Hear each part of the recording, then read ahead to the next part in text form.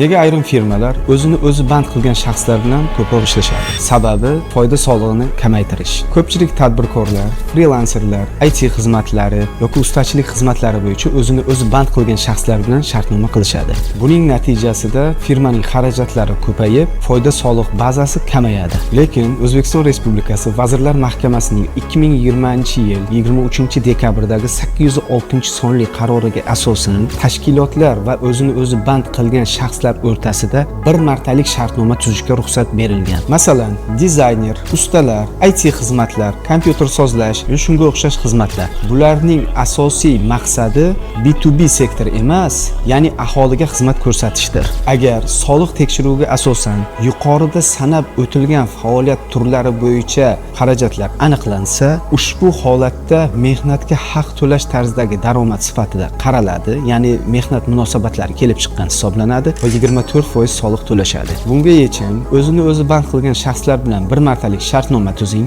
har oy ularga to'lov qilishdan saqlaning, qonunchilikda belgilangan tartibda barcha hujjatlarni rasmiylashtiring, shunda soliq xafiz kamayadi.